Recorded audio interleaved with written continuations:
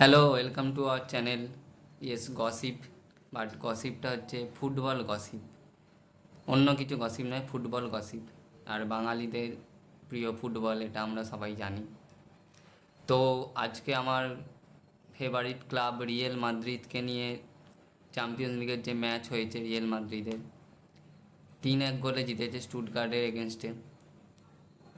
আগেই বলেছিলাম যে খেলায় কিছু বলা যায় না, কে জেতে কে হারে কিছু বলা যায় না, কোনো কিচ্ছু বলা যায় না। তো মনে হয়েছিল যে রিয়েল মাদ্রিদ, আমিও ভেবেছিলাম হয়তো রিয়েল মাদ্রিদ সহজে জিতে যাবে, কিন্তু এটাও সঙ্গে এটাও বলেছিলাম যে ইজি ইজিলি ছাড়বে না স্টুটগার্ট। মানে ফুটবল খেলা বলা যায় না, যে যেদিন যার দিন যাবে সে জিতবে। তো রিয়েল মাদ্রিদ 3-1 গোলে জিতেছে ঠিকই, কিন্তু স্টুটগার্ট অসম্ভব ভালো খেলেছে, অসম্ভব। জার্মান ক্লাব, এমনিতেই জার্মান ক্লাবেদের গতি আছে, তাদের স্পিড আছে, তাদের স্ট্যামিনা আছে, তারা একটু আলাদা স্টাইলেও খেলে। তো জার্মান ক্লাব সহজে ছেড়ে দেবে না, এটাই সবাই ফুটবল প্রেমী যারা ছোট থেকে খেলা দেখে আসছে জানে যে জার্মান ক্লাবেরা সহজে ছাড়ে না। তো জার্মান ক্লাব মানে প্রথম থেকে শেষ পর্যন্ত পরিসংখ্যান দেখলেই বোঝা যাবে, যদি পরিসংখ্যান দেখা যায়, দেখা যাচ্ছে যে shot, shot on the goal, position, pass, সমস্ত কিছুতে টক্কর দিয়েছে। কম নয়, বরঞ্চ বেশি ভালো খেলেছে স্টুটগার্ট। হ্যাঁ, রিয়েল মাদ্রিদ বড় টিম, নার্ভ শক্ত। রিয়েল মাদ্রিদ আসল টাইমে ক্লিক করে যায়, আসল টাইমে খেলে দেয়, আসল মুহূর্তে খেলে দেয়। ম্যাচটা শুরু হয়েছিল সমান তালে, কিছুটা স্টুটগার্টের অ্যাটাক, অপ্রত্যাশিত কয়েকটা অ্যাটাকের জন্যে কর্তুয়াকে অনেকগুলো সেভ দিতে হয়েছে। রিয়েল মাদ্রিদও ভালো খেলেছে, রিয়েল মাদ্রিদও অ্যাটাকে গেছে, কোনো দলই গোল করতে পারছিল না। লাস্টে কাউন্টার অ্যাটাক থেকে রড্রিগোর করা পাসে এমবাপে গোল করেছে। রিয়েল মাদ্রিদের কাউন্টার অ্যাটাক সেই রোনাল্ডোর সময় থেকে চলে আসছে। রিয়েল মাদ্রিদের কাউন্টার অ্যাটাক অসম্ভব ভালো। Real Madrid counter attack football অসাধারণ খেলে। তো এই টিমে কারা রয়েছে? Vinicius Junior, Rodrygo, Mbappe, Valverde, Tchouameni, সবাই রয়েছে। এত প্লেয়ার রয়েছে এবং সবার গড় বয়স 25 থেকে 28-এর মধ্যে, এরকম গড় বয়স 24 থেকে 28-এর মধ্যে বেশিরভাগের বয়স। তো কাউন্টার অ্যাটাক রিয়েল মাদ্রিদের একটা স্ট্রেংথ। রিয়েল মাদ্রিদ এই গোলটাও কাউন্টার অ্যাটাক থেকে পেয়েছে ফার্স্ট হাফে, কিন্তু সেকেন্ড হাফে স্টুটগার্ট গোলস লেভেল করে দেয়, যার ফলে খেলাটা আরও বেশি উত্তেজনা তৈরি হয়। রিয়েল মাদ্রিদের কথায় আসি, রিয়েল মাদ্রিদ এবারে টনি ক্রুজ নেই, টনি ক্রুজ ছেড়ে দিয়েছে, রিটায়ারমেন্ট নিয়ে নিয়েছে। চ্যাম্পিয়ন্স লিগের ম্যাচ গতবার ওটাই লাস্ট ছিল, আর জার্মান ক্লাবেও খেলে না, রিটায়ারমেন্টও নিয়ে নিয়েছে। তো রিয়েল মাদ্রিদের এই জায়গাটা, ফাঁকটা পূরণ করতে হবে। আর লুকা মডরিচ ছিল, লুকা মডরিচেরও এখন বয়স হয়ে গেছে, ফুল টাইম খেলে না। তো যত প্লেয়ার আছে, ভালভার্দে, বেলিংহাম আর ক্যামাভিঙ্গা, যত সব প্লেয়ার রয়েছে ওদের রিয়েল মাদ্রিদের দলে, তারা হয়তো ফার্স্ট, তারা কাউন্টার অ্যাটাক ভালো পারে, তারা ফিজিক্যালি গুড, তারা টেকনিক্যালি সবেতেই গুড, কিন্তু অভিজ্ঞতা নেই। টিমে একটা অভিজ্ঞ প্লেয়ার নেই, যেটার জন্যে হয়তো বড় ম্যাচ এলে বোঝা যাবে তারা কেমন খেলে। অবশ্যই রিয়েল মাদ্রিদ চ্যাম্পিয়ন্স লিগের রাজা, চ্যাম্পিয়ন্স লিগ এলেই তারা বোঝা যায় যে তাদের যেন কোনো একটা একটা এনার্জি অদ্ভুত কাজ করে। তো এই ম্যাচটাতেও সেই হয়েছে, সেম হয়েছে। এই ম্যাচটাতেও লাস্টে রুডিগার, তারপরে এনরিক, যাকে বলা হয় ববি চার্লটন, স্যার ববি চার্লটনের ভক্ত,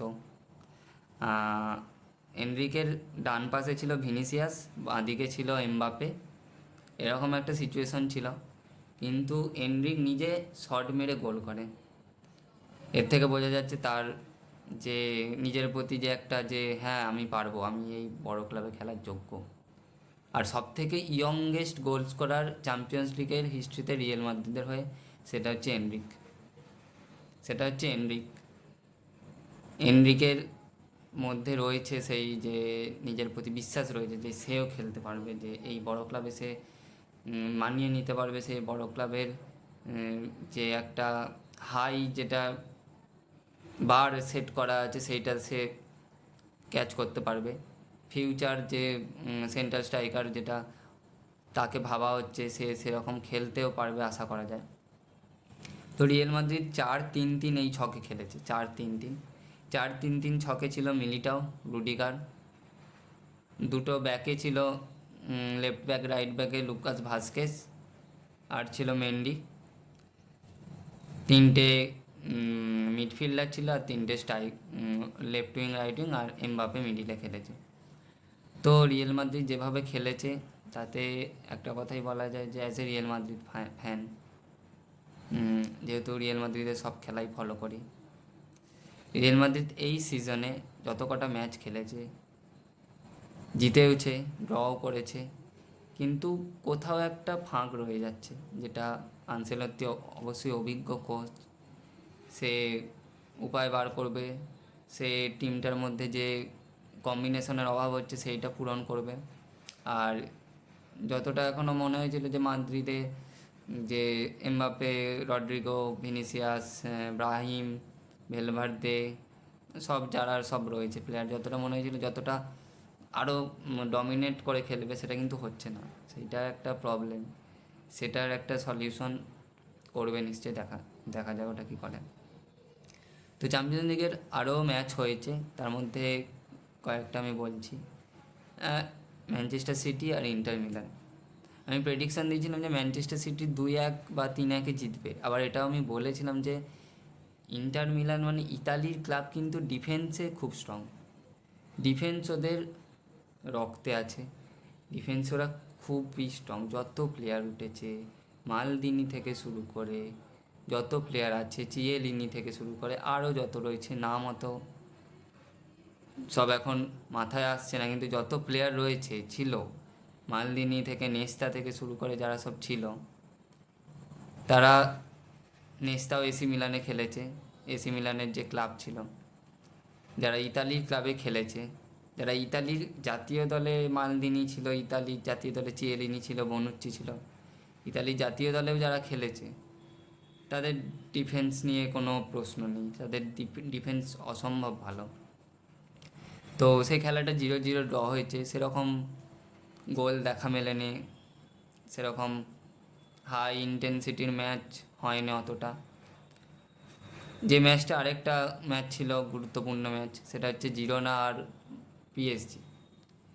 জিরোনা পিএসজি ম্যাচে পিএসজি ডমিনেট করে খেলেছে, পিএসজি 1 গোলে জিতেছে যা হোক করে, কিন্তু অজস্র গোলের সুযোগ পেয়েছিল নতুন team, no Mbappe, no Messi, no Neymar, পুরো নতুন করে নতুন টিম সাজিয়েছে, নতুন টিম ভালো খেলছেও, কিন্তু একটা গোল স্কোরারের দরকার পিএসজির কোনো প্রপার গোল স্কোরার সেরকম ভালো নেই। অ্যাসেন্সিওকে তারা সেন্টার স্ট্রাইকারে খেলাচ্ছে, কোলো মুনাইকে খেলাচ্ছে, যারা এখনও সেভাবে খেলতে পারছে না, বা সেরকম তাদের যে প্রত্যেক ম্যাচেই তারা গোল করবে, যে এটা তাদের কাছ থেকে এক্সপেক্ট করাও যায় না।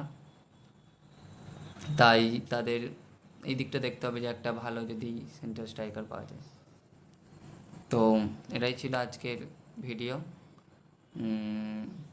নেক্সট যে পরের আবার নেক্সট উইকে যখন খেলা শুরু হবে, যে যাদের খেলাগুলো ম্যাচ আছে, তখন আবার বলা হবে। আজকে রাত্রে এফসি বার্সেলোনার ম্যাচ আছে, এফসি বার্সেলোনার খেলাটা দেখার পর যে কীভাবে খেলেছে তাদের চ্যাম্পিয়ন্স লিগের ম্যাচে, হ্যান্সি ফ্লিক কোচ হওয়া মানেই কিন্তু প্রচুর গোল হবে, এটাই যে এক্সপেক্ট করা যায়, তারা গোল করবে, এটা মাস্ট। বার্সেলোনা যদি খেলে তাহলে তারা গোল করবে। যাই হোক, ইন্ট্রোডাকশন বা প্রিভিউ যেটাকে বলে, সেই প্রিভিউ দেওয়া হয়ে গেছে, ইউটিউব ভিডিও আমাদের চ্যানেলে আছে, তো দেখুন, ভালো লাগলে লাইক, শেয়ার, সাবস্ক্রাইব করবেন। ধন্যবাদ।